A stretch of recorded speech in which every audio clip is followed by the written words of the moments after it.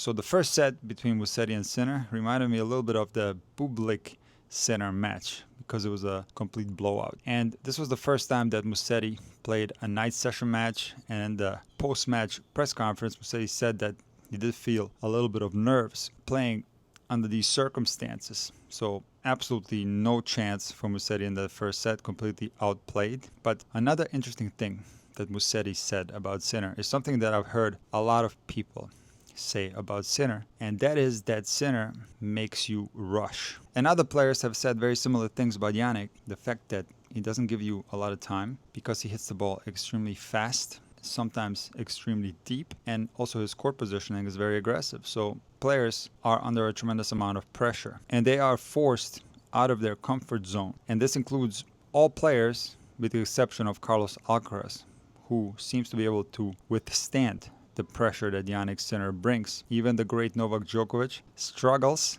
against Jannik Sinner for this exact reason. He hits the ball so hard, so aggressive that you're forced to match his speed or you're going to get blown off the court. And naturally what happens with a lot of players that get taken out of their comfort zone is that they tend to overhit a little bit. Now, someone who I regard as one of the greatest coaches in the history of tennis is Brad Gilbert. And yesterday I listened to his interview on the Serve podcast, and it is always interesting to listen to Brad. I've heard the Ivan Lendl story many times from Brad, but every time I hear it, I crack up. So check out his interview with Andy Roddick. But one thing that Brad said, I'm going to disagree with a little bit. He said, if you put Agassi and Djokovic in a blender, you get Jannik Sinner. And while there sure are some similarities between Agassi and Sinner and Djokovic and Sinner, I believe that Jannik Sinner's technique, the way it looks, is quite unique actually. I analyzed all his strokes in depth, and I named both his forehand and his backhand a slingshot forehand and a slingshot backhand. It's just the way he's designed as an athlete. He's a very unique player in that sense. But when I listen to what other players say about Jannik Sinner, I'm seeing a lot of similarities between Jannik Sinner and Roger Federer. So I think the player that Jannik Sinner is most similar to is actually Roger Federer, but that is if Roger Federer had two forehands. And we're going to discuss in this video whether the one-handed backhand is dead or not, so stay tuned. But in any case, the pressure that Jannik Sinner puts on opponents is too much and they fall apart. And that was certainly the case for Musetti. However, this was very different from the Bublik match because Lorenzo got into this match in a big way in the second set. And this was a tight set with Jannik getting the break at 4-all and then serving it out, winning it 6-4. Now in the third set, Jannik got the early break, but Lorenzo did have a chance at 3-2 Sinner serving, having two break points at 15-40. So the entire second set and the beginning of the third, I thought the match was somewhat tight. Of course, Sinner still had the advantage, but once Sinner held that game at 3-2 in the third, went up 4-2, he again started dominating Musetti in a big way and won this match very comfortably. Now, there's been a lot of talk whether the one-handed backhand is dead, and I have to disagree with this because there's absolutely no reason why the one-handed backhand should be dead. And the place where the one-handed backhand dies is in player development because it's, of course, a lot easier to learn the two-handed backhand as a junior. And it is quite plausible that you might get better results with a two-handed backhand very early on because the one-handed backhand does require more time to be built correctly. A lot of young players don't have the proper stability on the one-handed backhand to hit it with a lot of control. So in junior development, if someone is willing to sacrifice 1 or 2 years of results for the sake of learning a proper one-handed backhand, then the one-handed backhand has no reason to die. And I'm saying this because despite Musetti having a hard time with his backhand against Jannik Sinner, there are other players that were doing just fine against Jannik Sinner. And very recently so, just a couple of matches ago, Denis Shapovalov was holding his own with a lefty one-handed backhand, receiving one of the most lethal shots in the history of tennis, which is the cross-court forehand from Jannik Sinner, and his one-handed backhand didn't fall apart at all. Now, if we go back a few more weeks before that, Grigor Dimitrov was about to take out Jannik Sinner in straight sets at Wimbledon with a one-handed backhand before he got hurt. So we have to avoid generalities when it comes to the one-handed backhand and be more specific. The best one-handed backhand on tour right now is Grigor Dimitrov. He has the only one-handed backhand on tour that ranks in the top 10 of the ATP in shot quality. In the 2024 data, Dimitrov finished number 6 in the world in shot quality on the backhand with a one-handed backhand. I made a video a few months ago where I talked about the Roger Federer backhand, but this video was very comprehensive and I talked about one-handed backhand fundamentals in general. And while Lorenzo Musetti has a fantastic one-handed backhand, a very stylistic one-handed backhand, similar to Tsitsipas, it is a backhand that has some suboptimal technical characteristics. I'm not going to get into them now. You can check out my video on the Federer one-handed backhand. I go in great detail what those technical characteristics are. But when I look at the Musetti backhand, I see more of a clay court backhand.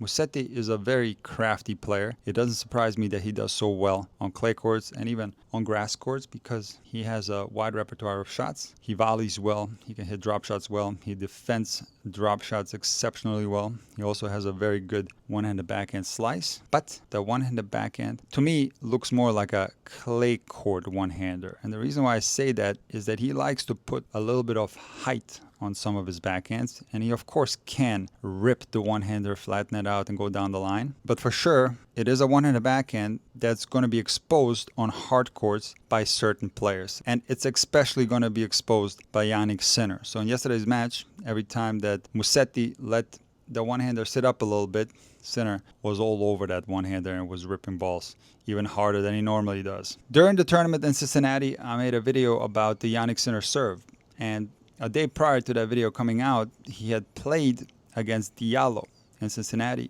and didn't serve well in that particular match. The second set was very tight. He had to save set point in the second set tiebreak. And after that match, Jannik Sinner was seen practicing his serve at 10 p.m. I took a look at his serve data and I saw that Jannik Sinner was number 67 on the ATP Tour in first serve percentage. Now, when it comes to first serve percentage, it is a weird stat because there are some players who don't go after their first serve and they have a super high first serve percentage. This is certainly true for some players who prefer to play on clay courts. They might be kicking their first serve in and so on.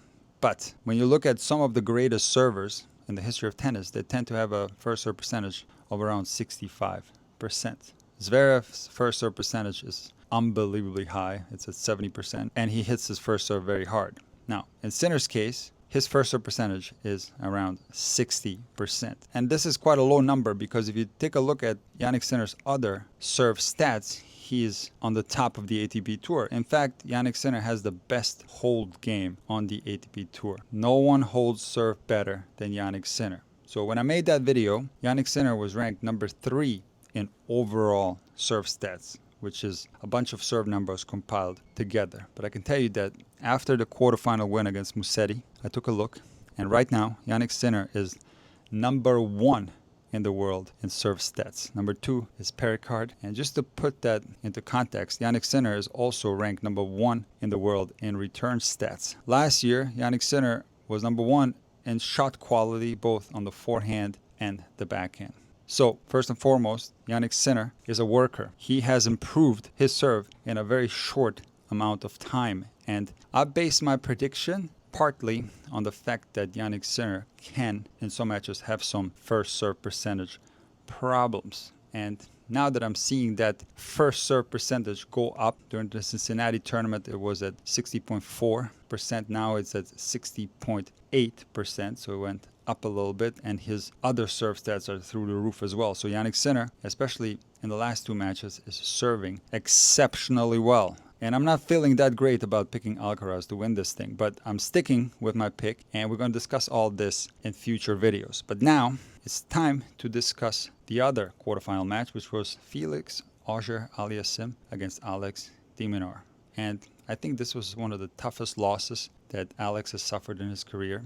He's never made the semifinals of a Grand Slam. And I've made so many videos about Alex, and he is one of my favorite players to watch. He gets dissed a lot on social media, and he's getting dissed now. And it is very unfortunate because he had this match in his hands. He won the first set, had set point in the second set, ended up losing that one 7-6. Lost the third set 7-5. In the fourth set, de Minaur was pumping himself up. He wanted to get into a fifth set really badly. He broke Auger Aliassime, but then lost the serve. And we got into a tiebreak, and you could see that both players were very tight. There were a lot of double faults in this tiebreak. I think 4 overall, 2 from Alex and 2 from Felix. So there was a lot of tension there, big pressure on both players, and it was Auger Aliassime who came through. Felix is a very complete player. He can serve big, hits very aggressive off the ground. His forehand is one of the most stylish forehands on tour, in my opinion. I think it looks very good. I'm happy to see him have this resurgence at the Grand Slam level,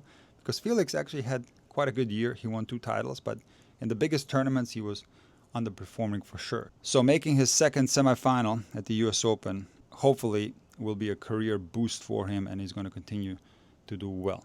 But does he have a chance against Jannik Sinner?